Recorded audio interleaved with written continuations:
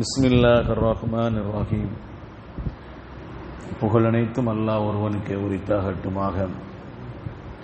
இறைவனின் சாந்தியும் சமாதானமும் கண்மணி நாயகம் ரசூலுல்லாஹி ஸல்லல்லாஹு அலைஹி வஸல்லம் அவர்கள் மீதும், அன்னாரை பின்பற்றி வாழ்ந்த சத்திய சஹாபாக்கள், தாபியன்கள், தபா தாபியன்கள், வலிமார்கள், நாதாக்கள், சுகதாக்கள், நம்மவர்கள், நம் குடும்பத்தினர்கள் அனைவர்கள் மீதும் என்றென்றும் குன்றாமல் குறையாமல் நின்று நிலவட்டுமாக. ஆமீன். قال الله سبحانه وتعالى في القرآن العظيم: أعوذ بالله من الشيطان الرجيم بسم الله الرحمن الرحيم ألم تر إلى ربك كيف مد الليل ولو شاء لجعله ساكنا ثم جعلنا الشمس عليه دليلا صدق الله العلي العليم. நபியே, உம்முடைய இறைவன் ஒரு பொருளின் நிழலை எவ்வாறு நீண்டு போகச் செய்கிறான் என்பதை நீர் கவனிக்கவில்லையா? நபியே, உம்முடைய இறைவன் ஒரு பொருளின் நிழலை எவ்வாறு நீண்டு போகச் செய்கிறான் என்பதை நீர் கவனிக்கவில்லையா? அவன் நாடியிருந்தால் அதை நிலையானதாக ஆக்கியிருப்பான். பின்னர் அதற்கு சூரியனை ஒரு ஆதாரமாக நாம் ஆக்கினோம் என்று அல்லாஹ் ரப்புல் ஆலமீன் இந்த வசனத்திலே சொல்லித் தருகிறான். கண்ணியத்திற்குரிய அல்லாஹ் நல்லடியார்களே, பொதுவாக மனிதர்கள் நடக்கிற பொழுது ஒரு நிழல் படுது.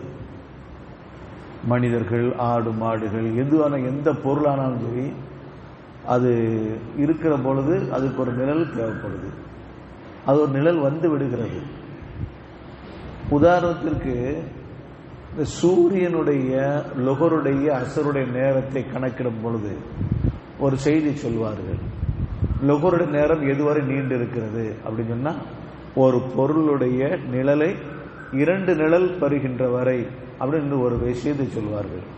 ஒரு பொருள் அதை போன்று 2 நிழலை அடைகின்ற வரை அது லொகருடைய தொழுகை தொழலாம் என்று சொல்வார்கள். இமாம் ஷாஃபி ரஹ்மத்துல்லாஹி சொல்வார்கள், ஒரு பொருள் அந்த பொருளை போன்று 1 மடங்கு நிழல் வருகின்ற வரை தொழலாம் என்று சொல்வார்கள். ஆனால் அசல் நிழலை தவிர என்று ஒரு செய்தியை சொல்வார்கள். அப்ப அசல் நிழல்னா என்ன அப்படின்னு அங்க ஒரு செய்தி வருது. அசல் நிழல் சொன்னா, சூரியன் நடு உச்சியில் இருக்கும் போது கூட நிழல் விழும். அதுக்கு தான் அசல் நிழல். அதுக்கு பேர் தான் அசல் நிழல். சூரியன் நடு உச்சியில் இருக்கும்போது நிழல் விழணுமா? விடக்கூடாது. விழக்கூடாதுன்னு அர்த்தம். ஏன்னா 2 பக்கம் சாயாம நடுவில் இருக்கும் போது எப்படி நிழல் விழும்? நிழல் விழக்கூடாது. ஆனால் நிழல் விழுது. அதுதான் அசல் நிழல். இந்த நிழல் அளவுக்கு தவிர்த்து அதை போன்று 2 மடங்கு வந்துருச்சுன்னா நீங்க அதுக்கடுத்து நீங்க அசர் சொல்லுங்க. இந்த நிழலை தவிர்த்து, சூரியன் நடு உச்சியில் இருக்கும்போது ஒரு நிழல் வருமா இல்லைங்களா? அந்த நிழலை தவிர்த்து அதை போன்று 1 மடங்கு, ஒரு பொருளை போன்று இன்னொரு 1 மடங்கு நிழல் வந்தால் நீங்கள் அசர் தொழுங்க என்று இமாம் ஷாஃபி ரஹ்மத்துல்லாஹி ஹனஃபி ரஹ்மத்துல்லாஹி சொல்லுவாங்க. அப்போ லொகருடைய அசருடைய டயத்தை, நேரத்தை கணக்கிடுவதற்கு அசல் நிழல் ஒன்றை தவிர என்று சொல்வார்கள். அது எல்லா பொருளுக்கும் அந்த நிழல் உண்டு. இங்கே அல்லாஹ் தஆலா சொல்லுகிறான், நபியே, உம்முடைய இறைவன் ஒரு பொருளின் நிலை எவ்வாறு நீண்டு போகச் செய்கிறான் என்பதை பார்க்கவில்லையான்னு கேட்கிறான். இந்த நிழலை குறித்து எந்த நிழலை சொல்கிறான்னு சொன்னா, ஃபஜர் தொழுகைக்கும் சூரியன் உதயமாவதற்கு மத்தியில் ஏற்படுகின்ற நிழல். ஃபஜர் தொழுகைக்கு பிறகும் சூரியன் உதயமாவதற்கு பிறகு மத்தியில் இருக்கின்ற நிழலை குறித்து இங்க பேசுகிறார்கள் என்று இப்னு அப்பாஸ் ரலியல்லாஹு தஆலா அன்ஹுமா அவர்கள் சொல்லுகிறார்கள். அந்த இடத்துல எந்த நிழல் வருது? அது அல்லாஹ் தஆலா ஏற்படுத்திய நிழல். அந்த நேரத்தில் ஏற்படும் நிழல் அல்லாஹ் ஏற்படுத்திய நிழல். இப்படி எல்லா பொருளுக்கும் நிழல் ஒன்று உண்டு. நிழல் மிகப்பெரிய ஒரு பாக்கியம் பெற்றது, மிகப்பெரிய ஒரு அருள் கொடை நிழல் என்பது. மர்மையில் அல்லாஹ் தஆலா சொல்லுவான், சபஅத்துன் யுதில்லுஹுமுல்லாஹு ஃபீ தில்லிஹி யௌம லா தில்ல இல்லா தில்லுஹு.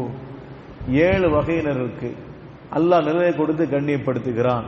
அந்த நாளில், நிழலே இல்லாத நாளில் அல்லாஹ் தன்னுடைய நிழலை கொடுத்து கண்ணியப்படுத்துகிறான் என்று அல்லாஹ் தஆலா சொல்லி தருகிறான்.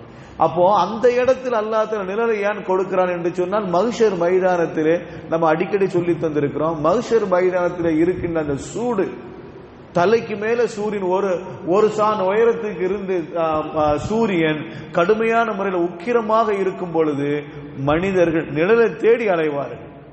மனிதர்கள் நிழலை தேடி அலைவார்கள், எங்கேயா நிழல் கிடைக்கான்ட்டு. அப்ப அல்லாஹ் தஆலா தன்னுடைய அரிசி கீழே 7 வகையினருக்கு நிழலை கொடுத்து கண்ணியப்படுத்துகிறான். முதலானவர் இமாமுன் ஆதிலுன், நீதமான அரசர். நீதமான அரசர், இந்த நீதமான அரசருக்கு அல்லாஹ் தஆலா நிழலை கொடுத்து கண்ணியப்படுத்துகிறான். 2ஆம் மனிதர் ஷாபுன் நஷாஃபி இபாதத்தில்லாஹ்.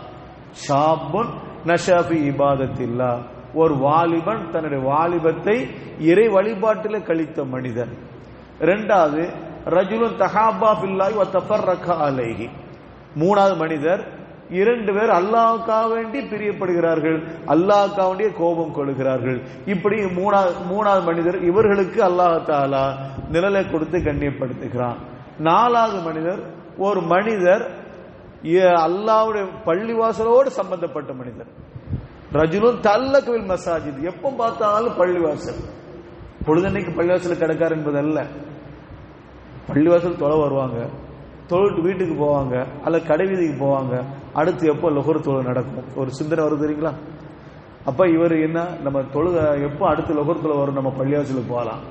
அடுத்து எப்போ அசர் தொழுக வரும், பள்ளிவாசலுக்கு போகலாம் அப்படி நினைக்காரா இல்லைங்களா? இப்படிப்பட்டவரும் தல்லுக்குமில் மசாஜ், பள்ளிவாசலோ தொடர்பு உள்ளவர். இந்த மனிதருக்கு அல்லாஹ் தஆலா நிழல் இல்லாத நேரத்தில் நிழலை கொடுத்து கண்ணியப்படுது. இது 4ஆம் மனிதர். 5வது மனிதர், அழகான பெண், வசதி உள்ள பெண் அழைத்தும் கூட தவறான வழிக்கு செல்லாத மனிதர். இவருக்கும் அல்லாஹ் தஆலா மறுமையில நிழலை கொடுத்து கண்ணியப்படுத்துகிறான்.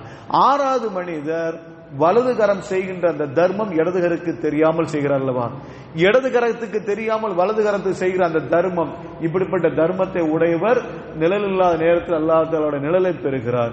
7வது மனிதர், அல்லாஹ்வுடைய அச்சத்தால் இரவில் தனிமையில் அழுகின்ற மனிதர். அல்லாஹ்வின் அச்சத்தால் தனிமையிலே கண்ணீரை ஓட்டுகின்ற மனிதர். இந்த மனிதருக்கும் அல்லாஹ் தஆலா தன்னுடைய நிழலை கொடுத்து கண்ணியப்படுத்தினான். இப்படி 7 வகையினருக்கு அல்லாஹ் தஆலா மறுமை நாளில் கண்ணியப்படுத்துகிற, நிழலை கொடுத்து கண்ணியப்படுத்துகிறான் என்று சொல்லி தருகிறான். அப்ப நிழல் எவ்வளவு பெரிய பாக்கியம் என்பதை நாம் விளங்க வேண்டும். உலகத்தில் உள்ள எல்லா பொருளுக்கும் நிழல் இருக்கு. அந்த நிழல் எங்கிருந்து வருது, நிழல் எப்படி வருது தெரியுதா நமக்கு? நிழல் எப்படி வருது? நம்ம சொல்லியிருந்தோம், ஒளி படுறனால ஒளி படாத இடம் நிழல். ஒரு பொருள் மீது ஒளிப்படுது, அந்த ஒளி படாத இடம் நிழல் என்று நம்ம சொல்லி தருகின்றோம். ஆனா அல்லாஹ் தஆலா அந்த நிழலை யோசித்து பாருங்கள், நிழலை கவனிக்கவில்லையா என்று அல்லாஹ் சொல்ல கேட்கின்றான். நிழலை நீங்கள் கவனிக்கவில்லையா என்று அல்லாஹ் கேட்க. அப்படின்னா நிழல் என்பது மாபெரும் பாக்கியம் என்பதை நாம் விளங்கிக் கொள்ள வேண்டும். அந்த நிழல் இல்லாதவர்கள் நபிகள் நாயகம் ஸல்லல்லாஹு அலைஹி வஸல்லம். உலகத்துல எல்லா பொருளுக்கும் நிழல் உண்டு, எல்லா பொருளுக்கும் நிழல் உண்டு. ரசூலுக்கு நிழல் உண்டா? கிடையாது. கண்மணி முத்து முகமது ஸல்லல்லாஹு அலைஹி வஸல்லம் அவர்களுக்கு நிழல் கிடையாது. அவர் நிழல், ஏன்னா மேன்மக்கள் சொல்வார்கள், அவர் நிழல் பட்டு அந்த நிழல் படுகின்ற இடத்துல இன்னொரு மனிதன் மிதித்திடக்கூடாது என்பதற்காக வேண்டித்தான் அல்லாஹ் தஆலா ரசூலுக்கு நிழல் இல்லாமல் ஆக்கினான் என்று சொல்லி தருவார்கள். அப்போ நிழல் இல்லாத ஒரே மனிதர் கண்மணி முத்து முகமது ஸல்லல்லாஹு அலைஹி வஸல்லம் அவர்கள் தான். இந்த நிழலை குறித்து அல்லாஹ் தஆலா சொல்கிறான், வதல்லல்னா அலைக்குமுல் கமாம வன்சல்னா அலைக்குமுல் மன்ன வஸ்ஸல்வா. தீகு பாலைவனத்தில் நீங்க என்ன செய்யுங்க, மூசாவே நீங்க என்ன செய்யுங்க, அமாலிக்காவோட போர் செய்யுங்க, நீங்களும் ஒரு ரப்பும் சேர்ந்து சண்டை போடுங்க, நாங்க அங்க ஓரமா உட்கார்ந்துக்கிட்டோம்னு சொன்னாங்க. யாரு? யூதர்கள், பனி இஸ்ரவேலர்கள். 12 லட்சம் பேர்கள் எகிப்திலிருந்து ஃபிரௌனுடைய கொடுமையிலிருந்து மீட்டி கொண்டு வந்திருக்கிறாங்க. யாரு? ஹஜரத் மூசா அலைஹிஸ்ஸலாத்து வஸ்ஸலாம் அவர்கள். செங்கடலை பிளந்து உள்ள வந்திருக்காங்க. கண்ணுக்கு முதல்ல பாக்குறாங்க, அந்த கடல் பிளந்து வழி விட்டதெல்லாம் பார்க்கிறான். இவ்வளவு அற்புதத்தையும் அனுபவித்த யூதர்கள் திருந்தினார்களா? திருந்தல. கைத்தடியால் அடிச்சு அந்த அடிக்கும் போது அது 2ஆக பிளந்து வழி விட்டுச்சு. அதை கண்கூடா பார்த்தானா இல்லைங்களா? கண்கூடா பார்த்தாங்க. அந்த வழியில இவர்கள் தப்பித்தார்கள். ஃபிரௌன் மாட்டிக்கொண்டான், அழிந்தான். ஃபிரௌன் தங்களுடைய எதிரி அழிந்ததை பார்த்தார்கள். அல்லாஹ் தங்களுடைய நபிக்கும் தன் நபிக்கு சேர்ந்தவர்களுக்கும் அதை பாதுகாத்த என்பதையும் அறிந்தார்கள், அனுபவித்தார்கள். ஆனாலும் அவர் திருந்தினார்களா என்று திருந்தல. நபி மூசா அலைஹிஸ்ஸலாத்து வஸ்ஸலாம் அவர் சொன்னார்கள், நாம அடுத்து அமாலிக்காரோட போர் செய்யணும், ஆனா பலஸ்தீனத்துக்கு போகணும், அதனால எல்லாரும் நீங்க வாங்கன்னு சொன்ன நேரத்தில், இல்ல நீங்கள் ரப்பும் போய் சண்டை போடுங்க, நாங்க ஓரமா உட்கார்ந்துக்கிறது அப்படின்னாங்க. நீங்களும் உங்க ரப்பு, அல்லாஹ் குர்ஆன்ல அப்படியே சொல்றான், அந்த ரப்புக்கு ஃபகாத்திலா இன்னா ஹாகுனா காயிது. நபியை நீங்க ஒரு ரப்பும் செஞ்சு சண்டை போடுங்க, நாங்க இங்க உட்கார்ந்துக்கிட்டு அப்படின்னு சொன்னானுங்க. அப்ப அல்லாஹ் அவர்களை தண்டித்தான். 40 வருஷம் அவர்கள் அல்லாஹ் ஒரு தீகின்ற பாலைவனத்தில் அல்லாஹ் போட்டான். எவ்வளவு தூரம் ஓடினாலும் சரி அதே இடத்துல நிற்பாங்க. அவனை எவ்வளவு தூரம் நைட்ல ஓடினாலும் சரி அதே இடத்துல விரிஞ்சு கண் முழிச்சு பார்த்து அங்க நிற்பானுங்க. எப்படி ஒரு 10 கிலோமீட்டர் ஓடி இருப்போம் அந்த இடத்த விட்டான்னு சொல்லி பார்ப்பானுங்க. ஓடின இடத்துல இருந்திருப்பானு. இந்த ஆயத்துக்கு விளக்கம் சொல்லும் போது தப்சீர்ல இப்படி ஒரு செய்தியை சொல்லுவார்கள். ஓடின இடத்துல நிற்பானுங்களாம். அங்கே அல்லாஹ்வுல அவங்க அந்த 40 வருஷம் அவர்களை வேதனை கொடுத்தான். அப்ப 40 வருஷம் அந்த பாலைவனத்தில் வேதனை தொடுக்கு காரணம் என்ன? பாலைவனத்தில் வெயிலே கடை, நிழல் உனக்கு கிடையாது, நிழல் கிடையாது, நீ வெயிலே கடை என்று அல்லாஹ் தஆலா அவர்களை 40 வருஷம் அந்த பாலைவனத்தில் வேதனை கொடுத்தார். அதற்கு அடுத்து ஹஜ்ரத் மூசா அலைஹிஸ்ஸலாம் துஆனால அவர்கள் தலைக்கு மேல என்ன செஞ்சது? நிழல் கிடைச்சது. தலைக்கு மேல அப்படி ஒரு பாறை அமருவது போல அது கீழே எல்லாம் நிழல் அவர்கள் தங்கினார்கள். குர்ஆன்ல அல்லாஹ் சொல்றான், வதல்லல்னா அலைக்குமுல் கமாம, மேகத்தை உங்களுக்கு நாம் நிழலாக ஏற்படுத்தவில்லையா? நிழலாக நாம் ஏற்படுத்தினோம் என்று சொல்லுகிறான். அப்போ அவங்களுக்கு மேல ஒரு மேகம் அப்படியே நிக்குமா? அவன் எங்க போனாலும் அந்த மேகம் நிக்கும். அவ பாலைவனத்தில் எங்க நின்னாலும் அந்த மேகம் அவர்களுக்கு தலை ஒரு ஆள் போனாலும் அவருக்கு தனியா நிக்குமா? சுப்ஹானல்லாஹ். அந்த ஆயத்து விளக்கம் அப்படி சொல்லலாம்.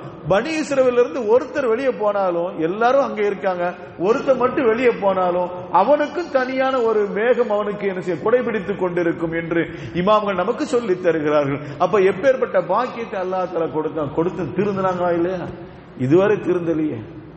அப்ப அந்த நிழலை பற்றி அல்லாஹ் தஆலா அங்க பேசுறான். அப்ப மாபெரும் நிழல். இன்னைக்கு நம்ம கூட சொல்லுமா இல்லைங்க, நிழலுக்கு வெயில்ல போனா தான் இப்ப நிழலுடைய அருமை தெரியும்.